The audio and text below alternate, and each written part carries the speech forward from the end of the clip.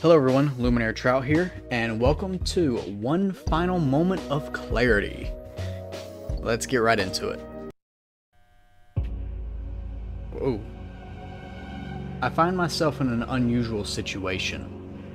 I don't remember where I am, or why I am here. Around me is dense vegetation. Ahead of me lies a fragment of a mirror.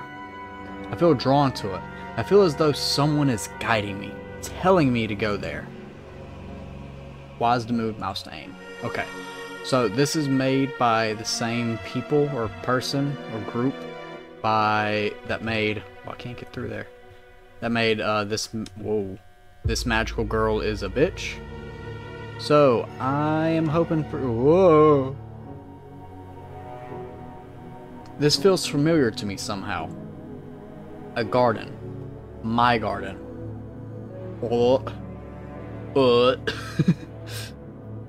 Okay, where am I going? Ooh, over there. Oh, wheelchair. Hello. Goodbye. Let's just focus on, oh goodness. Dinner in my kitchen. Oh, okay.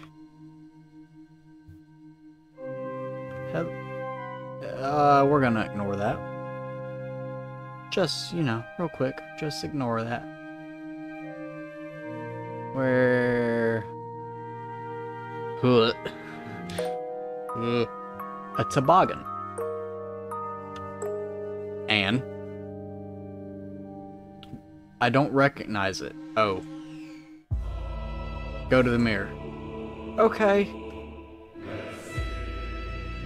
I shall go to the mirror. Because I don't know what else to do. And I don't think there is anything else I can do. Okay, we're at the mirror. Hi. I don't wait to... Whoa. I don't wait to see if the creature is around the corner. Instead, I stop before the mirror directly, looking for an answer to what I'm supposed to do now. Suddenly, there is clarity in my mind. I know what I need to do.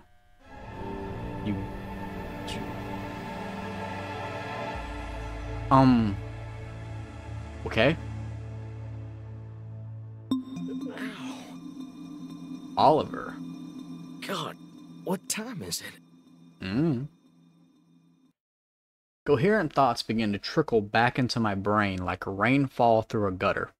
The light streaming through the window hits my face just as the bell rings, sending me towards a sharper state of wakefulness that I had anticipated. My eyes are forced open by a sudden realization. Did I? Oh no. The sounds of textbooks closing in unison around me only further cements my theory as well as confirming my fear. I fell asleep through class. Again. Unbelievable. Hey, if you're smart enough, it's fine. As long as it, wasn't during a test, then you should be good. As if it's just during a normal class time, you'll be good. And yet I know full well that isn't unbelievable at all. Diligence has always been my strong suit, but alertness, that's not always possible when trapped in the same old stuffy building listening to lectures for hours on end. Now that I think about it, I am thankful that it's time to get out of here. After scooping up my supplies as quickly as I can, I'm finally following the herd of students out of the classroom doors. The noonday sun filters between the trees like flecks of warm gold against my skin, rendering me dreamily ignorant to the few people along the dusty country road. Maximum enjoyment of the day and a minimum regard for traffic safety are admittedly my modus operandi, though I can hardly blame myself for being mesmerized. Endless trees and familiar countryside alike greet me as I take my measured steps, utterly succeeding in my goal of enjoying the day as much as I can. This routine isn't exactly unique. The idyllic scenery and unwavering schedule can prove to be monotonous, soothing, annoying. Monotonous. After a while, but I've always thought that this little town has all the trimmings for something truly magical, and I wouldn't trade it for anything in the world. Wait. My stream of consciousness slows to a halt when I lay eyes on her. There, at the end of the road, a girl scribbling away in a sketchbook. Who is that? She stands out against the countryside, that's for sure. The way her blonde hair seems to wreath in sunlight makes her look like something out of a dream. If I could read, this would go smoother. I try to offer her a smile, but she looks busy, at least until... Rip. The wind picks up, blowing her paper right out of her hand. I hardly have time to stop before it whips right past me and is carried along the path. For the first time, the girl looks up at me, panic written plainly on her face. Quick, catch it! The girl runs up to me. I let her catch up, waving the paper in my hand. I got your paper here. God, thank you so much. You're my hero of the day. She's slightly winded, but straightens up and dusts off her dress regardless. Sorry, I just sort of called you to arms like that. I just panicked a little bit. No trouble at all. Okay, I need to make their voices louder. Hang on. Pause. Settings, voices. Yeah, that'll work. Still. Really? I mean it. It's not a problem. Why is the music so loud? Music. Go away for now. Voices up higher, jeez. Well, I'm gonna pay you back. I've got a $5 with your name on it. Speaking of, what is your name? As she speaks, the girl takes out her wallet and begins to look through it. I'm Oliver. But I don't need your money. I was walking down this path anyway, and the extra exercise is good. Uh-huh. The weather is wonderful at this time of year. It's perfect for nature walks, since the local flora flourishes in this climate. You're rambling. This is... You know what? Master volume down. Voice max. Oh god, I'm rambling. You are! Sorry. What I meant to say was... What's your name? Why is they still so damn quiet? She smiles kindly at me, not seeming to mind the tangent. She extends her free hand for me to shake. Mira Bardo. Nice to meet you, Ollie. Ollie? It's actually funny that you're named that. I had a cat named Ollie. Hat? He didn't die or anything. I just had to give him to my grandparents before, well... She gestures somewhat disdainfully towards the nearby path. Moving all the way out here. Oh my. You're new? Mira nods and chuckles dryly. Yeah, I've been wandering around for a little while now. I was kind of getting worried it was obvious. You seemed like you knew what you were doing to me. Not that I was paying much attention. I mean... I'll be honest, I wasn't paying much attention either. She idly flips through her sketchbooks, introducing a silver note of taking paper to her piles of pages. I thought it said note talking pages, and I was about to freak out. Can't say this place exactly enraptured me. The only thing that's held my interest is the classes. That's about it. I've got to admit, I'm kind of the opposite. Learning is great, don't get me wrong. But being all cramped up in lecture halls can be a little, well... I gesture vaguely, trying to figure out the way to finish my sentence without seeming too overtly dorky. Claustrophobic. Mira raises her eyebrows at me. I really can't help but wonder if that's interesting sort of way, or that's kind of stupid but I need to be polite sort of way. Huh. I guess that depends on where you're attending, yeah? Where do you go? Echo Lake College. How about you? Oh, these are college students? I thought these were like high schoolers. Same! What a coincidence! gotta say, all the people in the auditorium made me feel a bit better. It's a really nice school, all things considered. Reminds me of home. The city, I mean. She sighs wistfully. This place is okay. I was so happy back home. There was so much going on, so many things to do and see. Sometimes I don't even get why my dumb parents made us move all the way out here. When her tirade is over, Mira pants exhaustedly before wiping a bit of sweat off her face. Her fiery expression soon becomes apologetic, almost timid. I didn't mean to go off like that. My bad. I've been bothered by it for a while. Okay, you didn't really go off. You literally just got excited. That's all that was. Truth be told, I feel a bit sorry for her. Her enthusiasm was contagious to me. I feel a spark of passion in my heart as I adopt an appropriately sympathetic tone. Oh, there's plenty to do and see and love here too. The countryside is full of not-so-hidden treasures, you know? Really? Of course. I mean, just take the Platzel, for example. Suddenly, Mira looks puzzled. The huh? The Platzel, Mira. I don't think I've ever even heard that word before, Ollie. You haven't seen the Platzel? It's gorgeous. Now it's my turn to be unable to contain my excitement. Are you busy? I could take you there right now if you want. Think of it like a grand tour. Guaranteed you'll love it or your money back. Mira hums thoughtfully for a moment while she considers my offer. You know what? You've got yourself a deal, Ollie boy. Lead the way. Once I've led Mira to the Platzel, she looks around in awe. The place is saturated with what some would call a rustic charm, but people still bustle around. Dense crowds are virtually non-existent in favor of smaller clusters of people, families, and friends. They walk around almost aimlessly, entranced by the homely sights, sounds, and smells offered by the various stall markets. So, this is the legendary plaza. Platzel. Right. The legendary pretzel. My bad.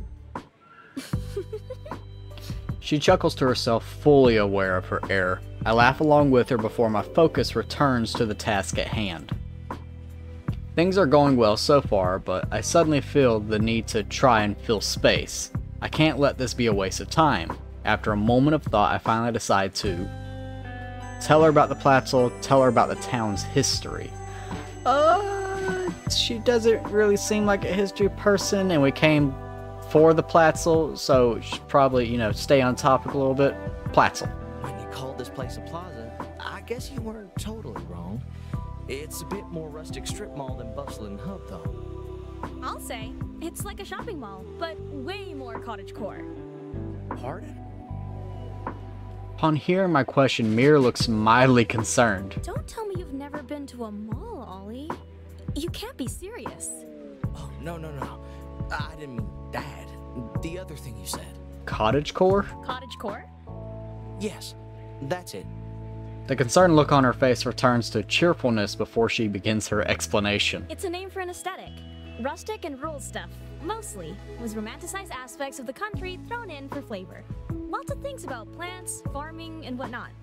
The aim of the game is cozy comfort. Oh my. The more you describe it, the more familiar it sounds. I wonder if my garden at home counts as cottagecore. If it's half as sweet as the stuff some of these florists are selling, I'll bet it does. As our conversation continues, we venture closer to the stalls, shopkeepers hoop and holler in our direction, all beckoning for us to come and see what they're selling. To me, it just as comforting as it is overwhelming. Amidst the noises, a couple of voices stand out to me. The butchery, the florist. Considering who this guy is, I very seriously doubt the butchery would interest him. So I'll have to go with the florist.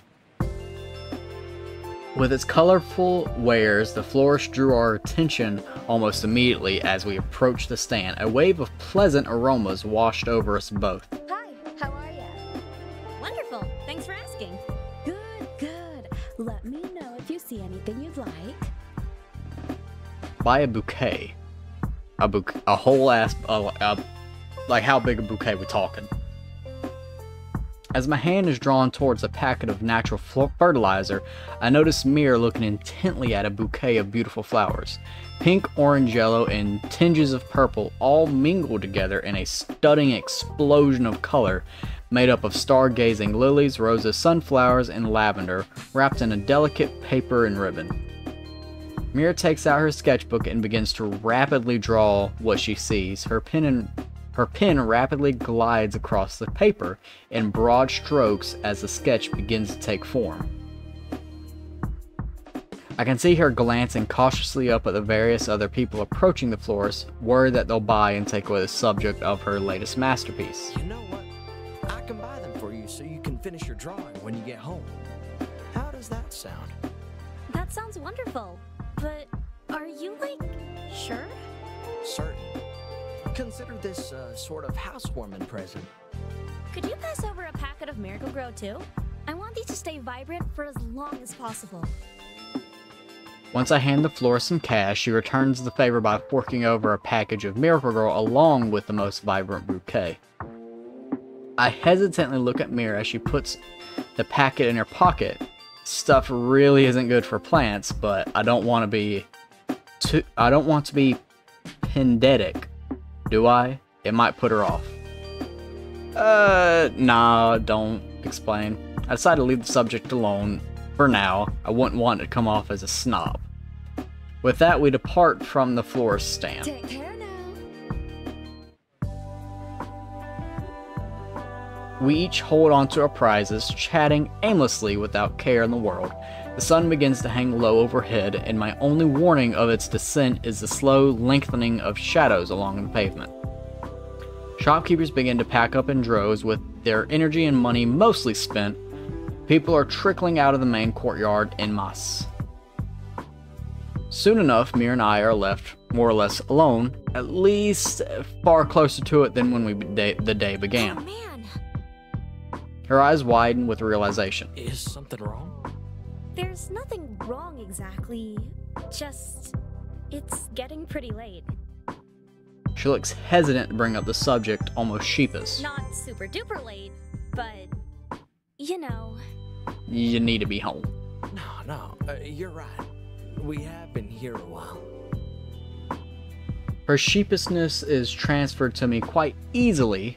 I've really taken up a lot of her day, haven't I? I'm sorry for hogging so much of your time. It's fine. Bup. Mir interrupts me. Her familiar fiery tone ignites me once again. Stop right there, Oliver. I gulp, unsure of what to anticipate. Lucky for me, Mir's expression softens. I had a lot of fun today. You know that? It's the first time I've felt really welcomed here. If it weren't for my dumb curfew, I'd probably keep chatting with you through half the night. Her words fill me with reassurance, and I breathe a heavy sigh of relief. That's great to hear. I'm so glad I helped you give this place another chance. I mean, I haven't got much choice. But you're really making this a lot less painful and boring, at the very least. Thanks for everything. Let's meet again soon, yeah? Before I could say anything more, Mir starts off down the path alone before she rounds the corner and disappears completely. She looks over her shoulder and smiles at me one last time. Toodles! And just like that, she's gone. The sound of her footsteps fade away, and I'm left with my own thoughts. What a day. What a day indeed. Meeting new people isn't usually my strong suit, but I think that went well. It could have gone better. That went fine. When all's said and done, sharing my world with someone isn't an opportunity I often get. She was surprisingly receptive and didn't seem too bored. I think this memory will stick with me for a very long time. Before I become too reabsorbed in my thoughts, a realization occurs to me. Oh, damn it. You didn't give her the flowers, did you? I forgot to give her a paper bag. Oh, the paper. No, so she's got the flowers. That's fine. You can just give it to her tomorrow. The cool pressure of water surrounds me from all sides and fills my lungs. Fish swim around me freely. Again. Again, I wake to the dream. Again, I know what I must do. Okay. Let's go find the pieces. Hello. I don't like that at all. This bike seems familiar. I don't remember riding it.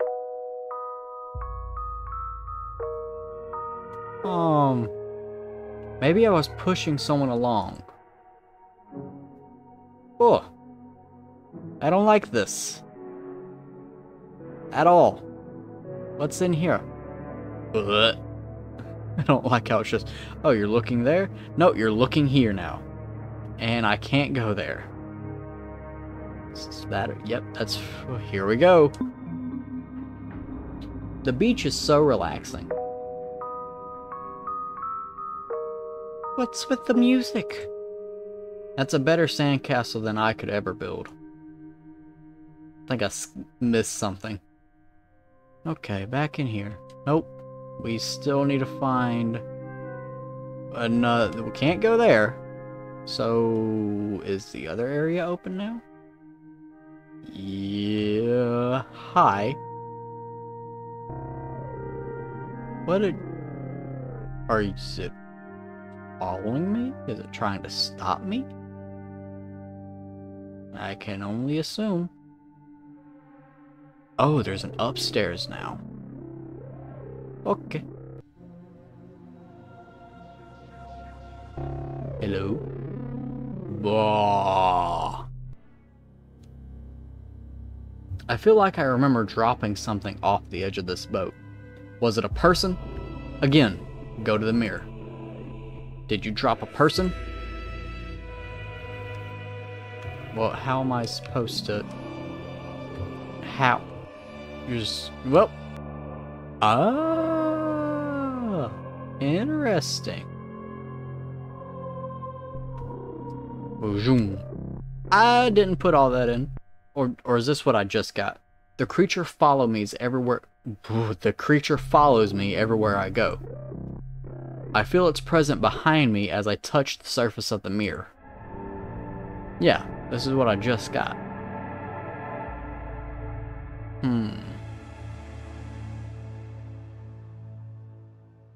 Curious. Very curious. I awake to the sound of a moving bus. The dull hum of its engine coursing through me. My head is propped against the gently rattling window, and I can feel it's continuously jostling my glasses. How long have I been here for? Oh man, setting your head on one of those windows is just hundreds of micro concussions and sometimes an actual concussion. You ever hit a pothole when you're on one of those things? Or cross like a railroad track and you're just sitting there and all of a sudden ugh. A curious glance around reminds me of where I am as well as where I'm headed. My classmates and I are on our way to an elective field trip, and today is going to be an important day.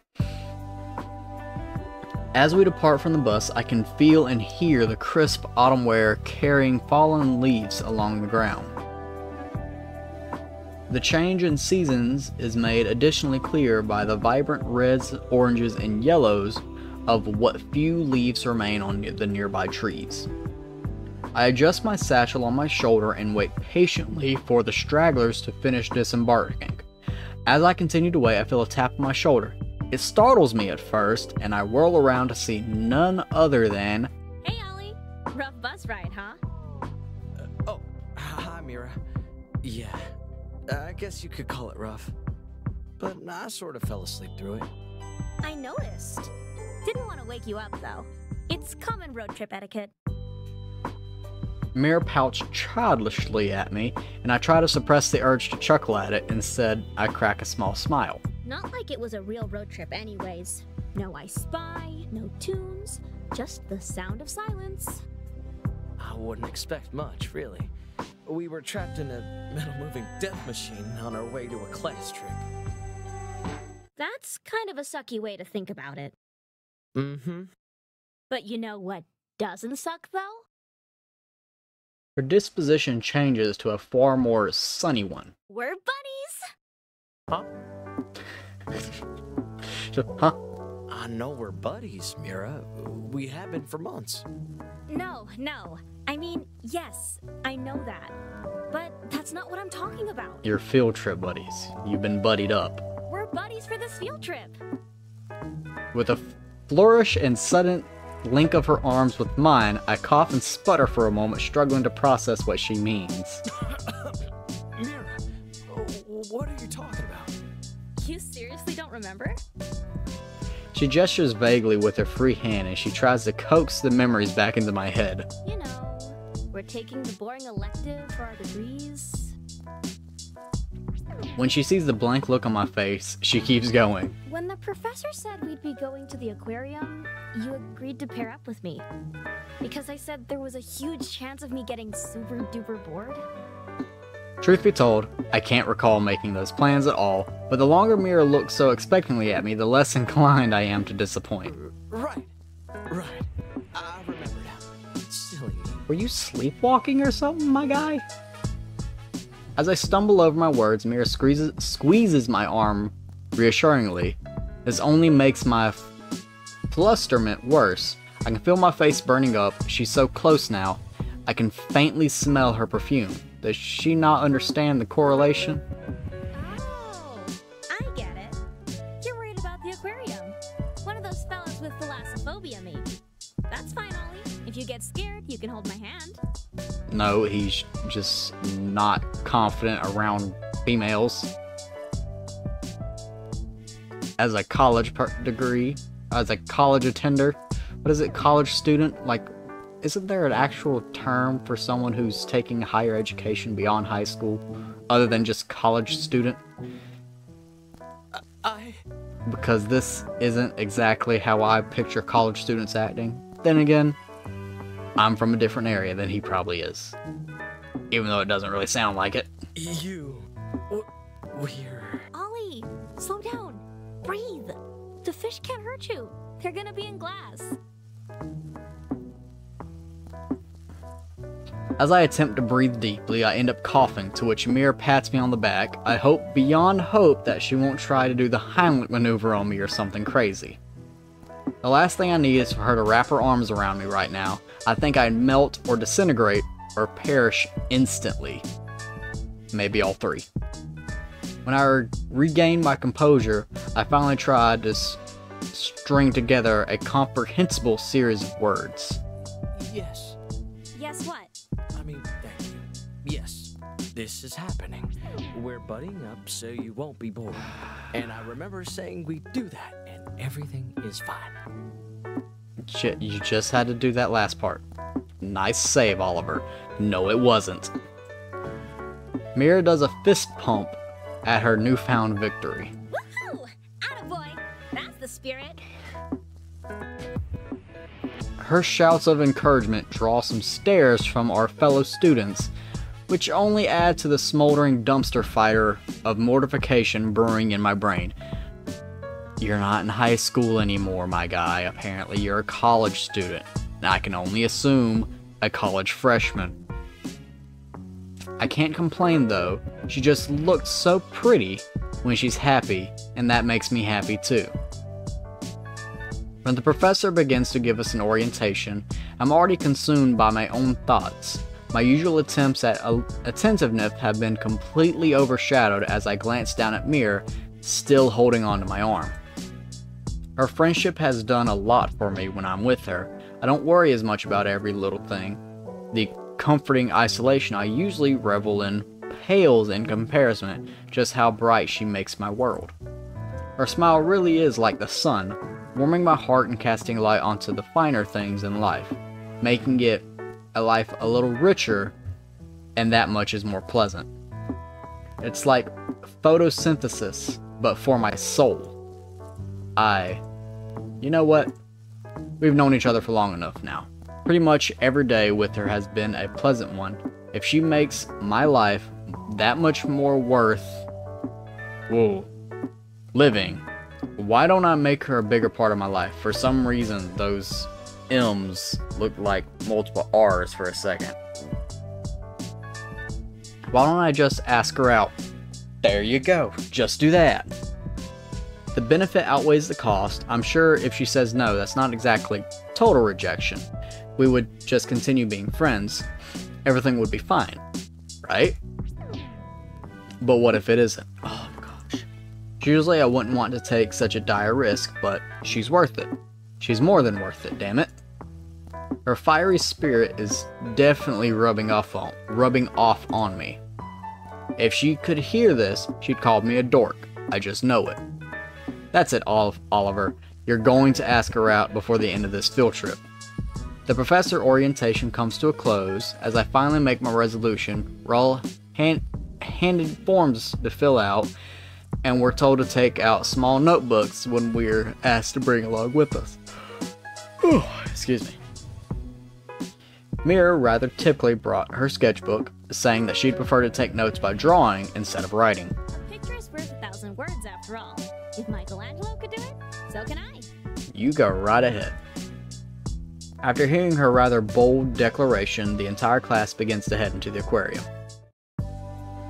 A wave of air conditioning washes over us as we step into the aquarium's main court. I can barely hold back a shiver, though Mira hardly seems to notice the change in temperature. The groups of our peers who we followed inside begin to divide and disperse, presumably to venture to their assigned exhibits. Before I know it, Mira and I are left alone to stand in front of the aquarium map, plastered to a board at the center of the room. Mira squints at exhibits listed off to the side for a moment before clapping her hands resolutely. Alright, let me refresh your memory, since you're already forgetting a ton of stuff today. Hurtful, but fair. We're supposed to be hunting down a topic for a research paper on marine wildlife. It's due in a week or two, so we've got to hunt down our muse Toot Sweet. A topic of research for marine wildlife. Just write about marine wildlife. If it has to be a topic, just pick a fish and see what it does. That's not that hard. And if that doesn't fit it, then write about something else. Wildlife is both flora and fauna. I raise an eyebrow. Toot sweet. It's a French expression. It means right away, you know? Pronto, rapido, post haste. Oh, well, in that case, you're right. Let's locate our subject, Toot Sweet, then. I bend down and look at the exhibit list as well. There are at least a dozen to choose from, but I'll be the first to admit to myself that I don't want to wander around for longer than necessary. You're in an aquarium. That's the point. Wander. After a little while of deliberation, I managed to narrow the choices down, but which should I recommend we go first? I gestured to the label inscribed with tide pools to draw Mira's attention towards it. What about here? Mira grinds and elbowing me a javali in the ribs. Oh, Ollie! It's like you read my mind. I was just thinking about asking to go see the tide pools. I mirror her smile as best as I can, rubbing the point of impact to cease the slight ache now brewing there. I'm not allowed to dwell on it for long. Mira wraps her arms around mine again, leading me off in the direction of the tide pools. Her strides are certain, and even I have a little trouble keeping pace. You must be really excited for this, huh? Yep. I've always wanted to touch an anemone. As we make our way to our latest destination, I can't help but wince a little at the idea of being in contact with a wriggling sea creature. When we finally reach the tide pool exhibit, I'm a little surprised to see the turnout mostly consisted of young children and their chaperones. It looks like our class wasn't the only group here on a field trip. It's just our luck too. The spaces around most of the touch tanks are occupied by clusters of these kids, gleefully reaching in and running their fingers across the backs of the creatures contained within. For the most part, they're quiet and well behaved. I breathe in a sigh of relief before pointing out one of the few tanks that isn't really being swarmed. Let's go over there. I wouldn't want to interrupt anyone. Yeah, I agree. By the time we've successfully bobbed and weaved between the other exhibit goers, Mira's already rolling up her sleeves. She kneels down to the touch tank and beckons me over to do the same. I peer down into the shallow water, fully intrigued by what I see. Anemones, small fish, mollusks, and starfish all cohabitate in an enclosed, open-faced pool containing colorful rocks and pebbles of myriad shapes and sizes. Mira, already elbow deep in the filtered waters, notices me staring at the little creatures within. What are you waiting for, Ollie? Don't be shy. Stick your hand in and grab an anemone. Yeah, that word. Anemone. I shake my head, still gripping the rim of the glass. No, thank you. I'm content to just watch. Why? If you just wanted to watch, we could have gone to a different exhibit. They're called touch tanks for a reason. I'd just rather not. Mira pauses for a moment. Would you rather touch a starfish? They're a bit less alien looking, if you've got a preference for that. Now it's my turn to pause, and I begin to consider her offer. Yes, touch the starfish. Just touch it. You know, I never really liked the idea of these touch tanks in general. Touch it. How come? Well, they're great for educational purposes. I just can't ever be sure if... Actually, never mind. It's kind of silly. Finish your thought and touch the damn starfish. No, go on. I promise I won't think it's silly or dumb or stupid. Alright. I just can never be sure if the critters like being touched. Probably not. I've always been sort of averse to it. Then again, you don't know. Maybe some of them do. It's like people. Some people don't like to be around other people. Some people do. Some people don't like physical touch. Some people do. Just touch it. I know I'd be really unhappy if I was trapped in a tank, constantly poked and prodded all the time. True. But touch the damn starfish. Mira hums thoughtfully for a moment before leaning over and looking at a plaque posted in front of the tank. First of all, Ollie, that is not silly at all. Second of all, you might want to look at this. She points out a particular entry inscribed on the plaque. See this? In the trivia section, it says that the anemones have no brain. The likelihood that they feel pain is slim to none. As for the starfish... Mira's gaze slowly scans over the rest of the trivia entries. They also lack a centralized brain, but they've got complex nerves, so they can feel by touch. And they can see light, shape, and motion with their little eyes. Aww. When she's done reading out the facts, she turns back to look at me. My point is, they're not really sentient, Ollie. So you've got nothing to worry about when it comes to their discomfort. Thank you. As long as we don't have some weirdo coming in and ripping apart the starfish for fun, they'll be fine. They're well taken care of here. Just, pokes and prodded. Just like, I've poked and prodded all day. Ripping apart. That's a little different, but true. I suppose. Do it. I try to shrug off my own discomfort, but despite the effort, my brow still furrows with apprehension. I'm just not really partial to keeping wildlife cooped up for human amusement, you know? Touch the starfish, then be a animal rights activist later. Touch the starfish. Yeah, I get that. Mira wipes her wet arm off on her dress before leaning against the edge of the tide pool and resting her head on her hands. Personally, I just love being able to engage with it all. It's like a whole other world, made accessible to regular people who love to learn. And we really do have a lot to learn from these creatures. They're so pretty and vibrant, filled with life and personality. It's a great source of inspiration. One of my best works was even based on a clownfish. She presses down on her nose with one finger, imitating the sound of a clown horn. Hunka hunka. I snicker at the silly display. You know what? I can get behind that. It's admirable to want to learn from animals. I learn a lot from plants, so the concept isn't exactly a far cry from familiarity for me. Then think about it like a plant. Plants have nerves and shit just like starfishes do, but you're okay with touching plants, and same thing with anemones. It's just sea plants. I don't know. But fish in particular tend to be a bit unsettling. That's a bit different. I don't like how they seem to stare at me. Even the little guys in this tank have been still for an uncanny period of time. I'm sure of it. Aw, Ollie. They're probably just interested in you. It's not every day they see a scaleless, four-eyed flesh giant roaming around.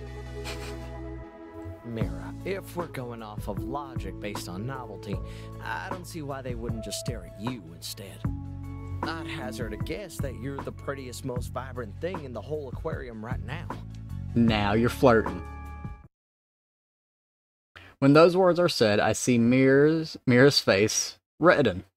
She freezes in place for a moment, opening her mouth and closing it in rapid succession as she tries to piece together what to say. What? You... I'm sorry. Did I say something wrong? No. No, I'm fine. Everything's fine. Don't worry about it. Now touch the starfish. She quickly stands, shoving her face into her sleeve as if trying to stifle a sneeze. Through muffled, I can hear her make a noise halfway between a groan and a squeal. Are you sure? Mira, you can use your inside voice. The music has gotten louder. No! Hey, Ollie. Is it hot in here or is it just me? You. Let's go. Let's go look at some more fish and change the topic. If you say so, Mira. Whatever will help you calm down. Your face is all pink. Mira splutters in protest, but can form no coherent argument to the contrary. Instead of trying, she robotically steps away from the tide pool and out the door of the exhibit. Let's go, Oliver. I shake my head, clicking my tongue with lighthearted reproach as I follow after her. We return to see the exhibit court is, fortunately for me, still relatively devoid of people. I take out my notebook and begin to write out a few observations about the marine wildlife we've seen, only to be interrupted by Mira tapping me on the shoulder. So? What now, Ollie? What do you mean? Well... Mira timidly puts her hands behind her back and begins to rock back and forth on her heels. I was just thinking. We've been to those little exhibits, right? And they're great, don't get me wrong. But... It's big exhibit time. I was just wondering, do you want to... Go out? No, big exhibit time. Go to one of the larger aquatic showcases? Let me think. I take off my glasses and pretend to clean them, watching as Mira stares on with bated breath. Her bright eyes are keenly trained on me while I put my glasses back on and look at her with a serious expression on my face. The stern facade is ruined when I crack a small smile. Of course, Mira. I don't see why not. Yes! Let's hurry. I don't want the professor to notice we're wandering around too much. Before I can so much as blink, Mira has already grabbed me by the collar and pulled me off in the direction of the biggest spot on the aquarium map, the killer whale exhibit. Our arrival at the exhibit is a quiet one. We slip in unnoticed by the other visitors, making sure to avoid breaking the sanctity word of the place. Oh my god! Her voice is low, barely above a whisper. Even her exuberance is tempered as she stares completely awestruck at the sheer scale of the tank in front of us. A giant glass wall stands as the main centerpiece of the room, only the divider between us and the innumerable tons of water on the other side. Just beyond the pane lies a habitat that is a far cry from artificial. From where Mira and I stand, the whole thing both looks and feels like it stretches on for miles. We're just two observants of a vast deep blue mosaic ocean life, witness to near perfect imitation of nature's most studied and least understood masterpiece. Wow. Just wow. Agreed. A second of silence passes between us as we take it all in. I wasn't expecting this town to have, well, you know.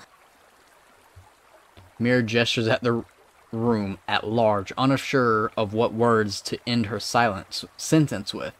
Despite this, I can understand her sentiment perfectly. We've allotted a surprising amount of funding towards stuff like this. Wildlife research, conservation, the whole 9 yards. It's one of the things I love most about this place. It almost makes me wish I brought my camera with me. I looked perplexedly at her. Don't you have your phone?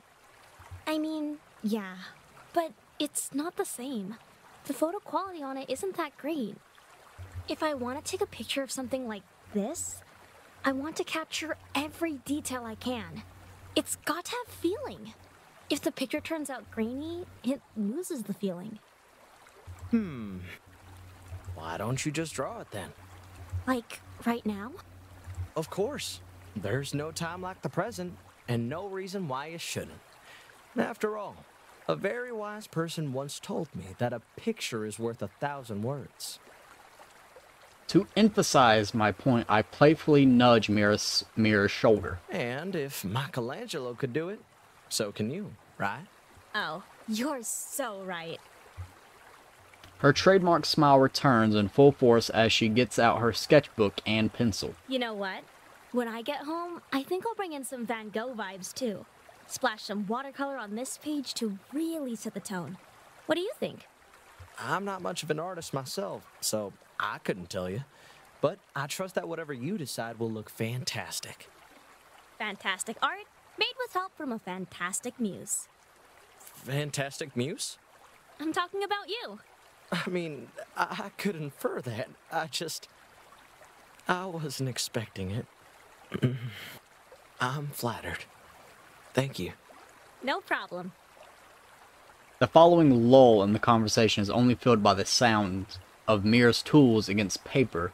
I glance over her shoulder once or twice to try to see what she's working on, but it's hard to pick out the details in the blue lighting permeating the exhibit. Small shadows cast by passing fish make my quest no easier, so I quickly resign myself to fate. I won't know what Mira's drawing looks like until she shows me, I suppose. I'm definitely stalling, aren't I? A little bit, but it's fine. It's now or never, Oliver. No, not now, not now. This is the chance you've been waiting for. You've already decided you want to take the risk, so just do it already. Dude, she is in concentration mode. Not now. Hey, Mira. You're gonna break her concentration, dude. Don't. Suddenly I feel as if I have something caught in my throat. I cough a little to try to clear it, to no avail. Are you okay? He's not. You keep drawing. I'm okay. I'm okay. There was something I wanted to ask you, if that's all right. Oh, go for it. I'm all ears. Stay cool. This is the home stretch, Oliver. Just say what you need to say. Would you want to do this again sometime? What, go on a field trip? Sort of. I mean, not exactly. I meant pairing up again and going somewhere nice, you know? Like this. Just the two of us, and not for a school thing. A date. Huh? You're asking me on a date, right? Yes. Yeah. You can say no. By the way, I won't mind. I'm sorry if this came out of left field. I just really wanted to I've got to think. Right, right. I manage to stop myself before I can prattle on for too much longer. Mira's pause, though only momentary, feels like it stretches on for an eternity. My heart slowly picks up the pace until I can hear my pulse reaching a fever pitch inside my skull. I don't realize I'm holding my breath until it's too late, but by then my attempts to correct it are limited to skipping, stuttering gas. It's not loud enough for Mira to hear, yet to me the struggle is obvious and inescapable. Asking a simple question made me feel like I just bungee jumped off the edge of a moving roller coaster. Is this what love sickness is? Those dizzying seconds between anticipation and pinning? Yes and no, not really. Maybe. Right now, her answer is the most important thing in my world. I know it's irrational, but the Earth itself could stop moving on its axis, and I wouldn't mind one bit.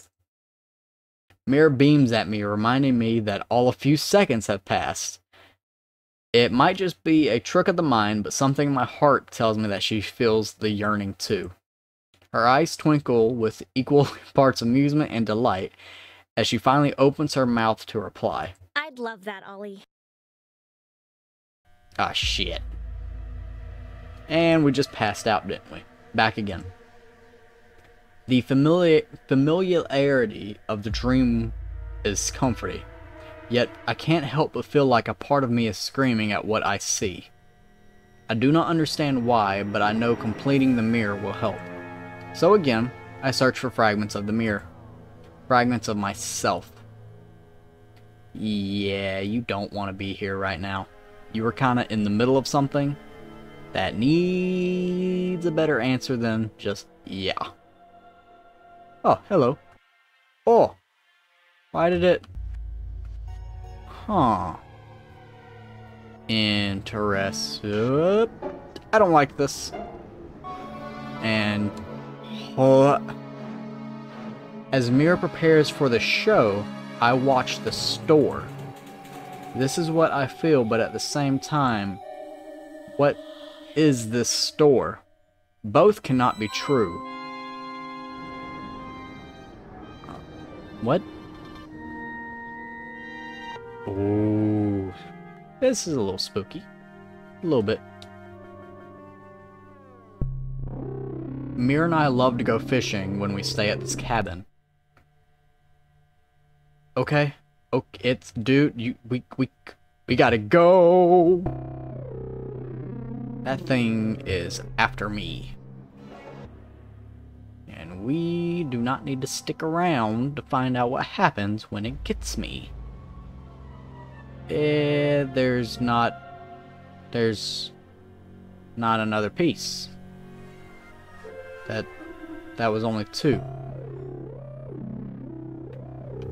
Can it go through walls? Hopefully not.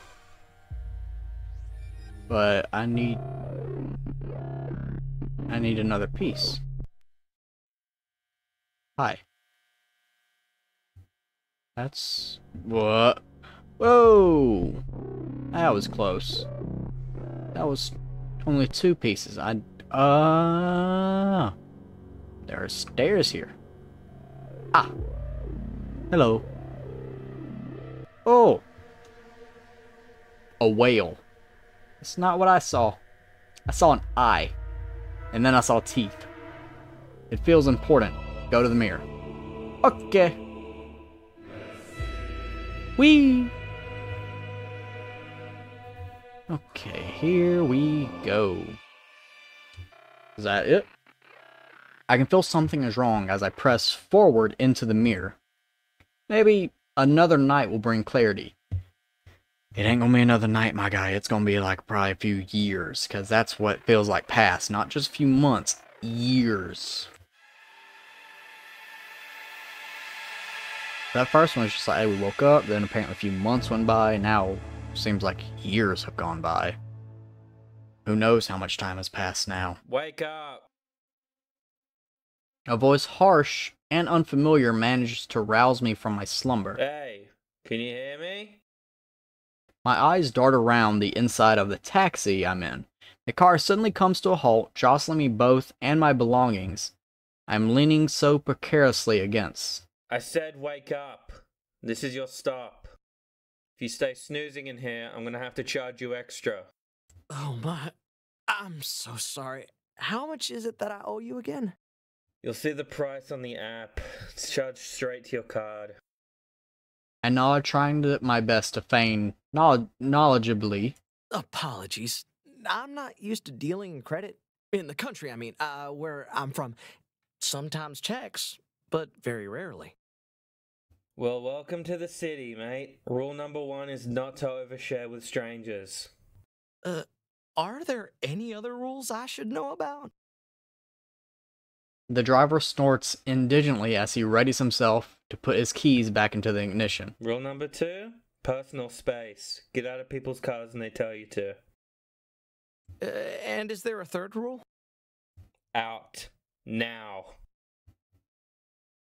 His clipped tone immediately shifts me into high gear, providing me with all the energy and motivation I need to open my door and depart. Thank you for the ride. Have a good day. I can hear the driver grumbling to himself even as the taxi begins to speed off down the street. Is everyone in the city like this? With a bit of effort, I manage to shake off that way of thinking with a terrible generalization to make. Surely not everyone in this city is so risque? I know because Mir isn't like that. If she invited me here, especially for our first date, then there must be a good reason to be seen in this place. Speaking of, where is she? It's a quarter till and I haven't seen hide nor hair of her. I clutch my bag, thankfully for the many layers of clothing I've worn to help defend myself against the biting chill. Compared to where I grew up, this place already seems more bleak. The absence of plant life is enough to set me on edge, but the absence of real warmth, that's what really does it for me. Oh, Oliver, don't be so pessimistic. I don't think he has a choice. Just as I'm about to resign myself to stewing in my thoughts, I'm interrupted by a mugging. Ollie! Nope, Mir. I startled at the sound, still holding my bag close. A cursory glance around reveals the source of the noise. Mir running towards me as fast as she can down the sidewalk. As if hit by a ray of sunshine, I can already feel my temperature rising again. I look Mir up and down when she finally approaches, slightly amused by the sheer number of layers that we've both decided to wear. Looks like we both dressed to impress. Sure did. Gets awfully chilly around here. Mir takes a deep breath. Didn't want to get hypothermia. You'll have to excuse me. She's out of breath already. She stands there for a moment, panting from exertion, with her hands resting on her knees. Did you run all the way here? Mira, you didn't have to. A single glove shakily raised an index finger calls me to silence as Mir recuperates. It takes only a few seconds for her to regain her composure. With a deep breath, she finally straightens up again. I definitely did. It took forever to get ready, and I would have been beside myself if I were late. You should take your time for these things. It's not that urgent. Yes, it is to her. Oh yeah? You were on time, weren't ya? I needed to get ready and be here punctually too. I wouldn't miss this for the world. Well, if it's any consolation, your efforts in getting ready really paid off. You look great. The slightest hint of a blush begins to creep onto Mir's face. She manages to stay composed, but to try and keep herself that way, she reaches up and wraps a thin strand of hair around her fingers and begins to fidget with it. You look amazing too. Just as handsome as you always are. Coming up with words to respond isn't a task that I'm even remotely ready for. Mir and I both stand there processing the compliments as well as one can with such short notice. You're college students, get over it, please. A second of flustered silence passes between us before Mira is snapped back into the present. Oh man, look at what we're doing, standing so close to the curb. Get away from there, Ollie. You don't want to get hit. Oh my. At Mira's behest, we both step away from the street. She links her arms around mine, as she always does, and begins to lead me down the walkway. With the possibility of vehicular manslaughter accounted for, we can talk about other cool stuff, like our date. The possibility of... You know what? Never mind. Continue. Don't tell me you don't know about vehicular oh my gosh. Since you took me out to the Platzel when we first met, I thought it would be really nice to show you around my old stomping grounds. How far away is this place? It can't be that far if you know, Oliver took a taxi. There's a mall nearby that's, well, kind of near and dear to my heart, as materialistic as it sounds. That's fine. I wanted to share that with you. We can walk and talk, maybe get something to eat, and get you some souvenirs. She flashes me a wink as she pats the pocket of her coat. I even brought some art supplies. I'll want to get some pictures, but I thought it would be nice to immortalize some things and drawings too. It'll be like a tidy little scrapbook. You really thought this through. It's our first date. I wanted to be as prepared as possible. I laugh quietly to myself at her diffidence, though I understand completely. I'm not exactly the shining example of tranquility myself. That's not a bad thing. I'm just glad one of us knows what we're doing here. The city is kind of intimidating, I'll admit. I'm definitely out of my depth, so having you help and plan so much is a huge relief. Oh, Ollie. Her tone and expression both soften in unison as she reaches for my hand, taking it in gently in hers. That's what I'm here for. We've got to look out for each other. With our fingers intertwined and our spirits high, the walk to the strip mall is a breeze. Conversations and anecdotes are exchanged near endlessly as we go, completely altering my sense of the passing time. The journey could be taking anywhere from 5 minutes to 5 hours, but I'm none the wiser. Trading words with Mira offers all the entertainment I could possibly ask for. When we finally arrive, Mira's at the peak of an impassioned story. And that's when I was like, man, at this point, you should just get rid of it. It was so bizarre to me. Honestly, if you're going to keep it... What? Really, the original heist went off without a hitch? Seriously, there's no way one person can hoard that much silly string. Huh? I'm gonna go with the center one. The heist. Hey, wait. I think we're here. Mira looks a bit startled despite knowing the layout of the city like the back of her hand. Oh! It looks like we are. I hadn't even noticed.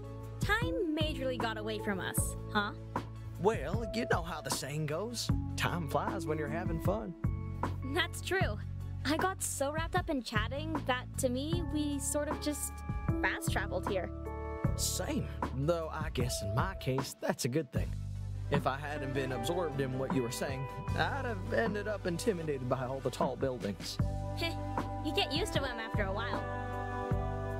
After a while. Right now, I have a hard time visualizing many reasons why I would want to stick around here for quite so long as that. Now just isn't the time for ruminating, though. I chose to keep my commentary to myself, in favor of gesturing towards the entrance of our destination. I guess the only way to find out is through immersion therapy. Shall we? Yes, let's. With that, we finally proceed to the storefronts that Mira loves so much. We're here! It feels like it's been forever since I got to visit. Though not entirely new to me, the modernity of this place is unmistakable. I can hardly mask my fascination with the way the stores seem so familiar from the outside, yet so maintain their differences. Oh, somehow maintain their differences. There's also a sort of sterility to the walkways, a far cry from the countryside or even other parts of the city that I've seen so far. It's plain to me that the owners of the shops here take meticulous care to present themselves as flawlessly as possible. I could see why you like this place. It's very high class. I don't...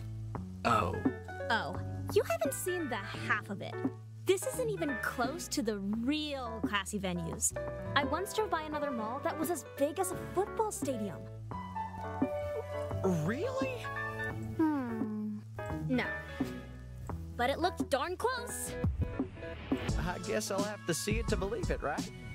Yeah, that's what we've got more dates for. We do? Well, I mean, yeah. If you want, I kind of planned some more we could go on if this one goes well. I hope that's okay. Of course it is. I'm just a little surprised, that's all. Just kiss her, Ray. In a good way? Or a bad way? Definitely in a good way. When I'm with you, pleasant surprises are always a given. We do have to get through this date before we can experience the others, though. Oh, right. Sorry, I got sidetracked again. Let's see.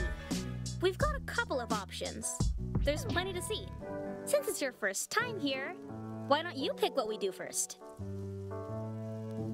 Take initiative, be indecisive. Yeah, take initiative. You should know what you kinda want by now. Go somewhere and then let her pick. Do you know any good places to eat around here? Boy, do I! There's probably 500,000 food joints in this corner of the city alone.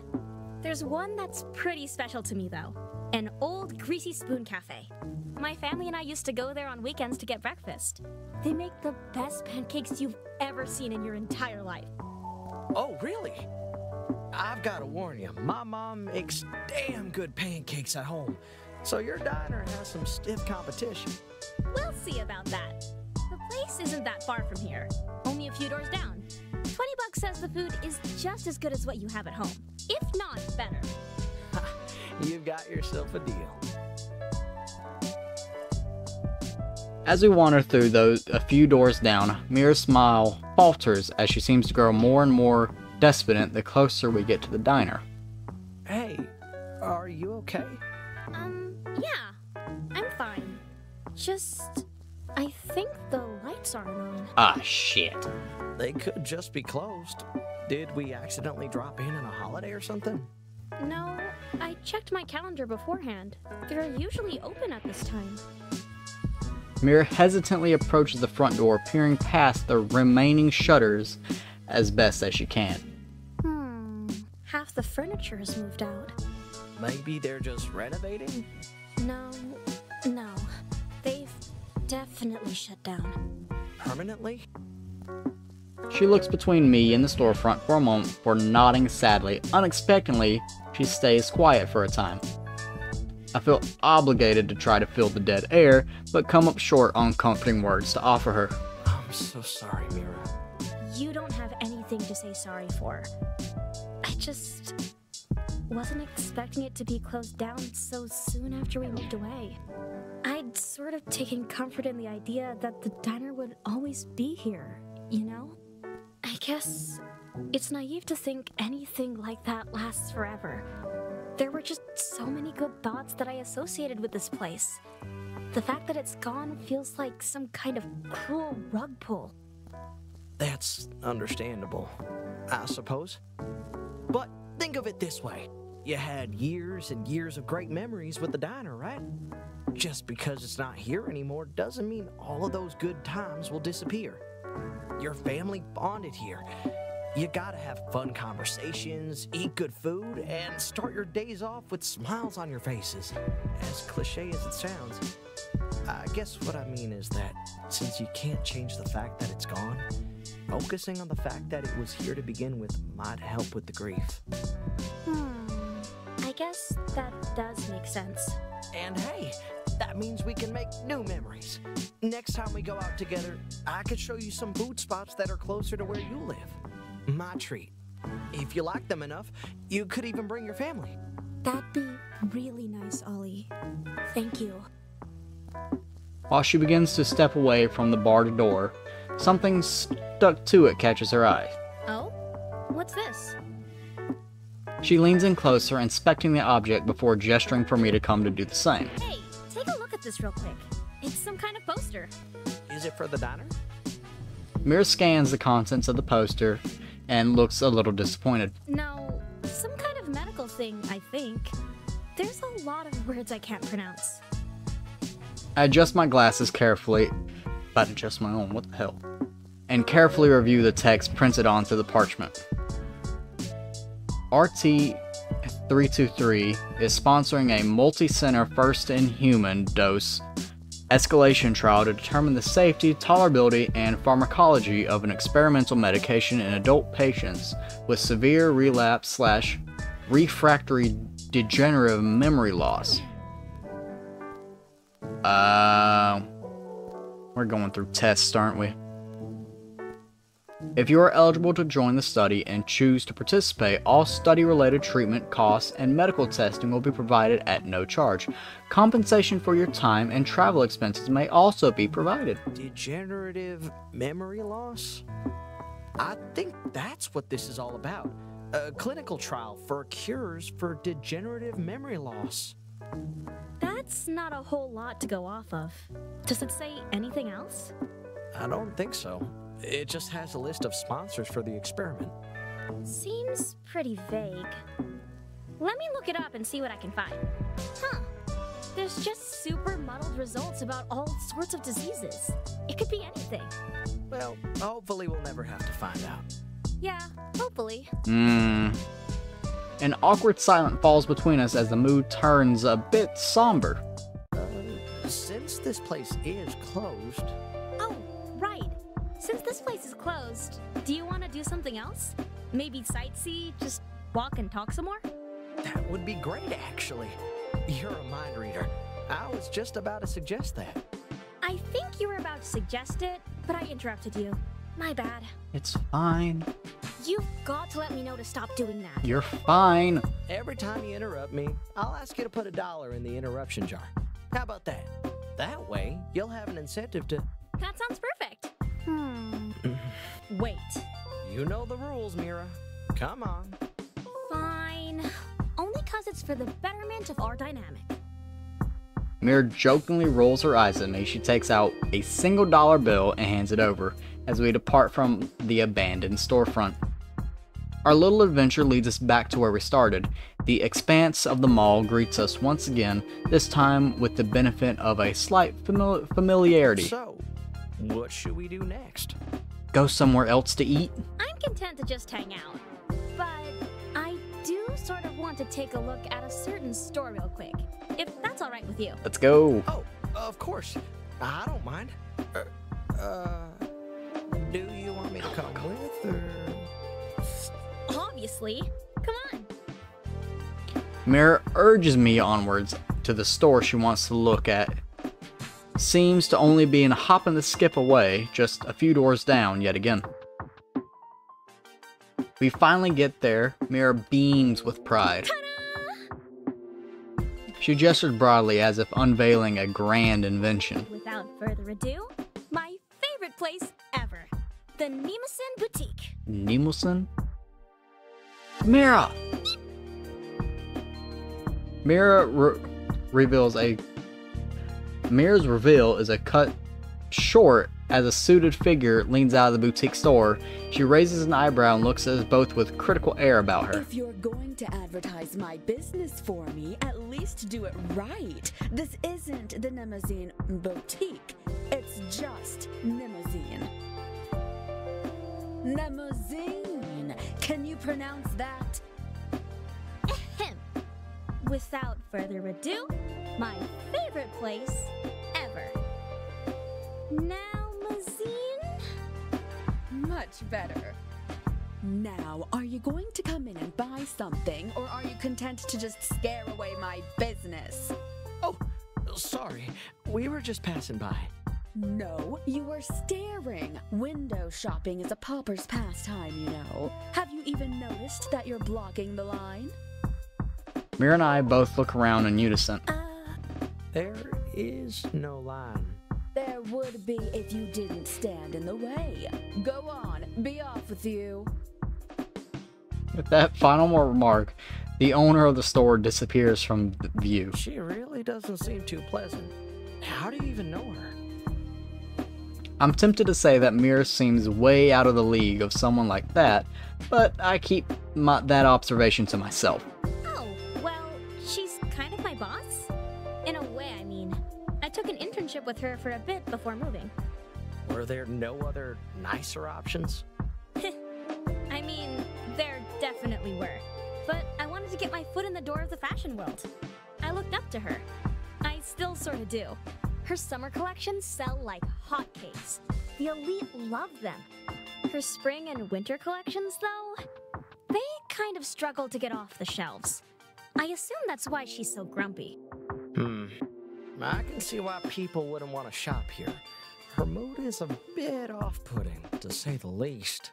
Oh, they don't mind her mood. It's probably just the clothes. They're kind of what I think you'd call an acquired taste. Here, check this out. The hell? Kind of optical illusion? She holds her phone screen up to me, tilting it so that the contents are visible from my angle. She scrolls through her photo gallery for a few seconds before pulling up what can only be described as... Is that a bunch of bananas? No. It's some quilt. It's a fucking quilt. Or some winter poncho thing made into a skirt. Unless that's supposed to be a neckline. And then it's just a cape. Right? Or an upside-down umbrella. It looks like someone decided to wear a tent. There you go. Mira laughs loudly at my comparison before composing herself again. And you can buy a tent for 20 bucks. Just try and guess how much this thing costs. 15,000. 2,000. Close. 3.5 million. Huh? Huh? What? Yeah. Yep. Unable to bear looking upon the monstrosity any longer, Mira shuts off her phone and puts it back in her pocket. I don't like being mean, but nothing about it is appealing. Fashion should be comfortable and affordable, but this? 3.5? It's not even close to being either. Awfully impractical, too. Ugh, that's another thing that riles me up about it. Where are you even supposed to wear stuff like that? Winter and spring fashion needs to be practical. People dress up in winter to protect themselves against the cold. Boy, do they. The winter is a tough time for me. I'm not fond of the chill at all. I've gone tobogganing only once in my life, and it was so bitterly cold that I thought I'd freeze to death without at least 3 layers on. Just imagine if you had the perfect coat. Only 1 extra layer is necessary, and you'd be free to enjoy the snow as you please. And spring? Spring is a time of new beginnings. People clean, cook, work, and garden in the springtime. That stuff is super hard. People deserve to be in good quality clothes while they try to make the world a better place. Like I said. Mira waves and smiles at the boutique window, in case we were still being watched. I do look up to her, but there are things I know I can help her improve on. That's why we worked so closely together, and that's why I'm still working on some designs, even though I live so far from this place. You still work on designs? Oh, Ollie, why do you think I carry my sketchbook around everywhere? Mira holds up her hands in front of her, closing one eye and framing my face with her fingers like an expert photographer. Inspiration could strike from any direction. Visual stimulus comes at me left, right, and center. I gotta be ready for it. She shifts her finger frames towards me, winking at me through the gap. Wow. I guess you really meant it when you called me your muse. I sure did. I can't even believe you still remember that. My face reddens slightly as I try to explain myself. I try to remember a lot of what you say. The smallest compliments you give mean the world to me. You know, every moment matters. I'm not that used to hearing all this stuff either, so the feelings are amplified. I guess I've just got to say it even more. Eventually, you'll get used to it. Maybe, but it'll never be any less significant. Oh, Mira. I wanted to ask, can I pointed at the pocket her sketchbook is kept in. can I see one of your drawings? One of the fashion ones, I mean. Oh, absolutely. I'll give you a sneak peek at one of my exclusive works. I've never shown anyone this. It's part of a spring collection that I want to pitch someday. Oh my, gosh. If I wore dresses, I think that would be my first pick. When I make it big, you can be the first person to try it on. Ah, shit. I can sense the end is near. Memories drift in and out of my mind like clouds in and out of view on a windy day. I try to hold on to them in hopes I can understand why my dreams bring me here. The mirror holds the truth. I must see into it. Only 3 pieces remain. Oh. That's comforting. Okay. Just... Well, how do I... Oh! There's... Why is it gotta be trippy? Little walkways and shit. Hello. Oh, that one wasn't bad. A jungle gym. Once again, what's with the damn music? I feel like I built this. Oh shit, did we have a kid? Oh. How is that gonna go? Alright, we should just... Oh, this one's weird. Toboggan? Whoa, hang on. There's... What? So... Okay. A photo? That's not Mira. I don't remember her ever dying. Yep, that's... You had a kid. Ah, shit. Is this my desk? It is. Oh, man. You got degenerative memory loss. At a young age, and it only got worse with age, and now you're trying to get your memories back. Oh, Lord. This is gonna be sad, isn't it? Okay, where's the last one? We came from this direction. So... we got the one here. So there should be... Oh... That's actually really neat. Oh no. Poppies in a baby carriage. Did Mira die during childbirth? The meaning escapes me, but the situation feels appropriate. Go to the mirror. Go to Mira. Go to the mirror.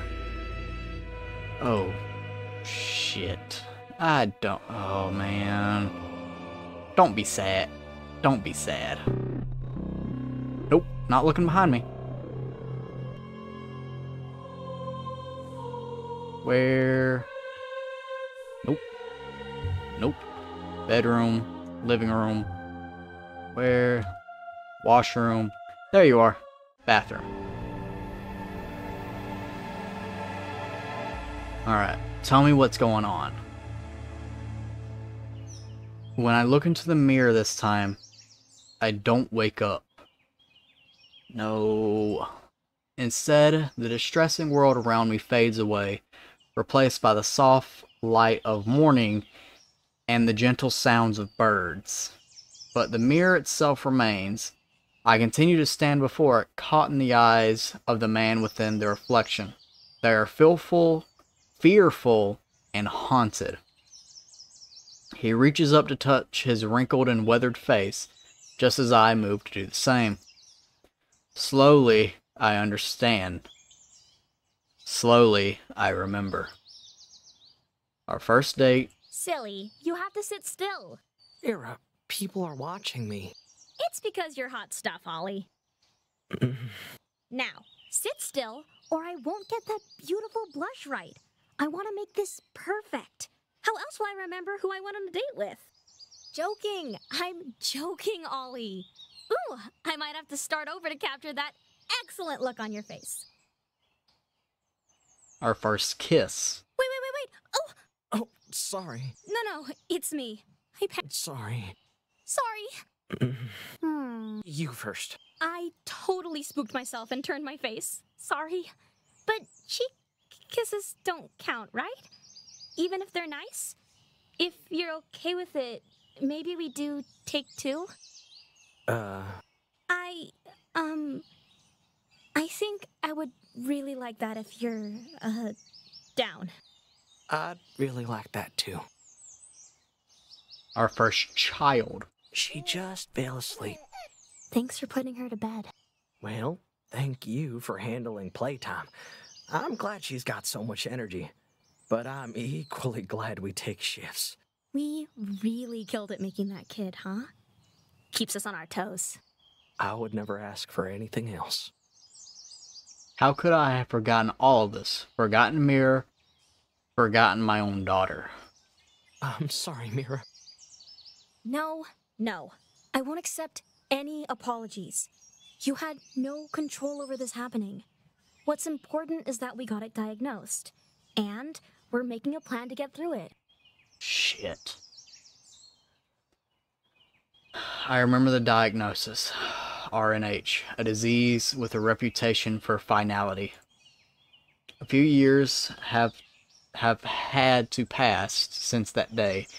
I tried to make peace with it as Mira wanted me to, but I forgot, and I lose myself so many times that does it even matter if I accepted it once?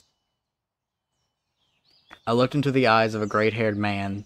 They are familiar at last. His confusion is my confusion. His regrets are mine too. The man in the mirror, old and bent, is me. And standing beside him, beside me, Mira. Her hair now pearly white. Mira fixes my collar with practiced care. The gossamer stands on her hair glow in the soft sunlight streaming in from the window, like they did all those years ago when I first saw her beside the road. She sees me watching her in the mirror and smiles. I smile back on instinct as if I've done this many times before. But I know now that I'm seeing her at last. I feel like I have not done this for some time. She looks so tired. There are subtle lines between her eyebrows, frown lines, that I am probably the cause of. My vision blurs as I tear up. Mira, I'm so sorry. I know you don't like to hear it, but this isn't fair to you. She must have sensed the clarity in my words because her smile brightens ever so slightly. Mira gently cups my face, wiping away stray tears. Ollie, I'm just happy that we can have days like today. A beautiful spring day. I wish I could give you that every day. Do you remember when you proposed to me? Yes. The whales. Mira laughs, her whole face lighting up with mirth. You thought you were being so romantic by proposing during a whale-watching trip. The whales were not impressed. But I was. You threw that ring right into the ocean just to grab me to safety when that whale breached too close to the boat. I thought I was in a romance novel. I felt so awful after. Didn't we try to go scuba diving the next day just to see if we could find it again? Everyone said the ocean was just too big, though. As the intended recipient of the ring, I think it was a small price to pay to see someone yell at the largest animals on the planet on my behalf. Now that was romantic. Who else would fight a whale for me? It couldn't have been more perfect. Things don't always go our way, but we do what we can to make every moment count. You told me once that we should focus on the good times rather than what is lost. All the other days are a small price to pay to have these moments where you're fighting for me again. You remember that? You've always been worth remembering, Ollie. Who else would defy time and fate and biology for me? I would not trade a single day we've had together for anything.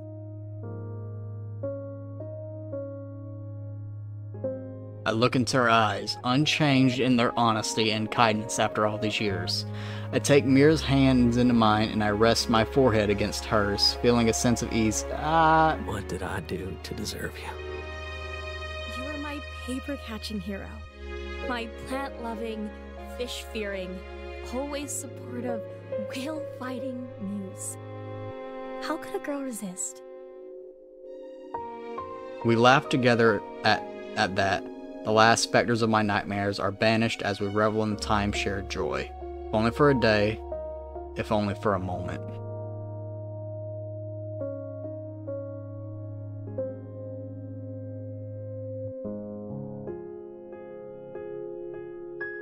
One final moment of clarity. Fuck.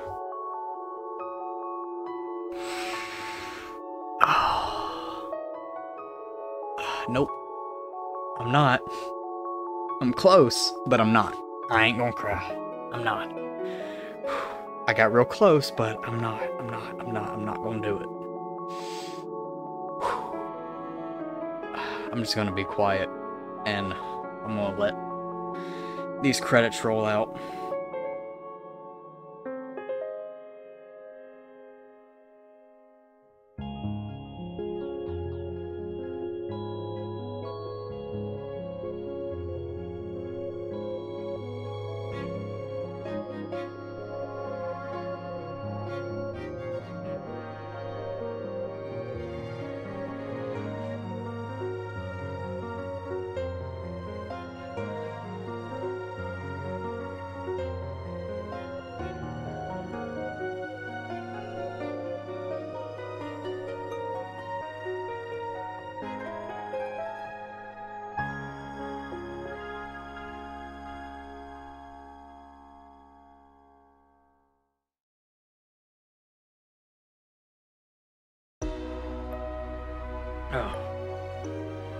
Oh, well, that was one final moment of clarity.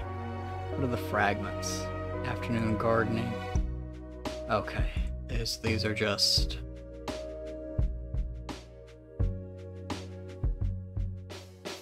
Oh, shit. Let me read through these before we get out of here. An afternoon gardening. The sun beats down on my brow as I weed, but I barely feel it. It's no more bothersome than the bees buzzing lazily through the leaves, or the smell of freshly watered earth. Here in this verdant garden of my own making, I feel my stress melt away, replaced by pride for the vibrant life I have coaxed from the ground. A fantastic dinner. We sit and enjoyed our meal in a comfortable silence. There are no more compliments to give about the taste of the food or the well-timed complimentation. Instead, I devour the happy looks directed my way, the rosy cheeks of the well-fed and content. I feel full just watching them eat. Warmth in the winter, or warmth in winter. The winter's chill finds its way through all 3 layers of my clothes. I shiver into the wind as I climb up a hill, dragging Poppy's sled behind me. That's their daughter's name, Poppy? I always knew I hated the cold, but I had forgotten how awful it was to really be out here. Where'd I turn to check Poppy is still sitting comfortably on the toboggan. She's singing a little song to herself, something about her new coat and new boots and how pretty the snow is. Just like that, I feel warmer, the heat radiating from my heart out to my limbs. At sea. As I lean over the railing and stare into the depths of those dark, sloshing waters, my stomach drops. I am both mesmerized and horrified by the way I cannot see past the constantly shifting surface. Suddenly, the ocean seems so large and all-consuming an all-consuming void that eats light and spits out a barrage of sound that slaps our small boat around as it pleases. And careful there, son, you'll get splashed leaning out that far. First ride. I have to keep reminding myself that Poppy's helmet is dense. She has knee pads and elbow pads on. It'll be fine if she falls. Luckily, pushing the bike and trying to give instructions on how to pedal at the same time is enough to preoccupy my mind that the sound of Poppy's giggling and shrieks and "Let's go, Papa." Castle. In and out, in and out. The waves break upon the shore like soothing lullaby for my ears. I blink deeply into the reflection of the sun on the horizon. Despite the cacophony of seagulls overheard, I can pinpoint Mira's soft murmurs into my left and Poppy's enthusiastic responses. My eyes widen as I see the results of their efforts. A highly detailed sandcastle with a tightly packed towers and one crab sentry desperately trying to escape the situation. Finishing for the Ox. In all my years of living here, I'd only been to Echo Lake twice. But there's something poetic about our visit now. Taking a rest from the bustle of the city. Well, more of a rest for the soul at least. We certainly aren't sleeping in. The sun isn't even out yet when Mira and I rode out to the middle of the lake. Fishing gear at the ready. She has a glint in her eye and challenge on her tongue. First one to catch a fish gets control of the ox cord on the drive back home. Helping hand. The lights make everything in this store look so good. And expensive. Perhaps that was used to trick the wealthy clientele in the past, but Mira's work is worth the price.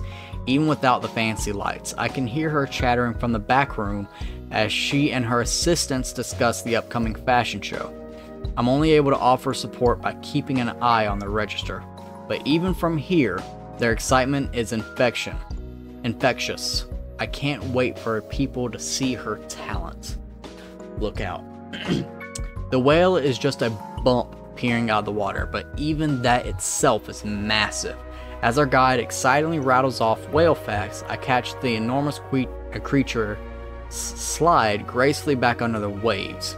There is a collective sense of disappointment. Was that it?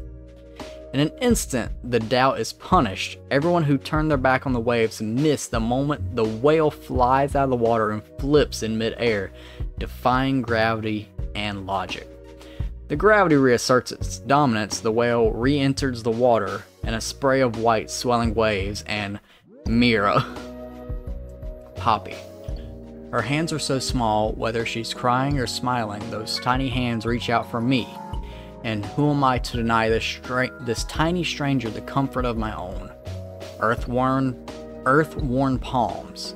It is a truth that Poppy is like a stranger to me, a house guest I had invited but forgot to expect. Her face is unfamiliar in my life, her charm is merely that of any other child, and yet, as our hands meet, big and small, Poppy carves a space for herself in my heart that no other person in the world could occupy. You're not tearing it down, are you? I turn, surprised to see Poppy watching my actions nervously. I survey the weather-beaten jungle gym before me, which has become home to some mourning doves. No, I'm not. Poppy's face colors, and when she responds it with a brusque tone that all embarrassed teenagers take. Good. That would have sucked. A lot of good memories on this old jungle gym, huh? She nods slowly, and I grin at her. Think you can still beat your old man to the top? The desk photo. Poppy made the university dean's list, something that neither Mira nor I ever achieved. I suppose I was too busy snoozing in class, and Mira, well, her strengths were not strictly academic. I smile and look upon the framed photo of Poppy that I keep on my work desk. Feeling a little bittersweet, the frame used to hold her baby photos, then her picture day mishaps, her graduation prints, and now here is our smiling Poppy off in college, doing great things, so far from home. Oh man, that was a ride. Thank you all for watching. That was one final moment of clarity. that was a trip. Go ahead and do whatever you're gonna do. I don't care. Subscribe, do something. I'm doing my best not to cry here. But I will see you all in the next video. I hope you had a wonderful day. Goodbye.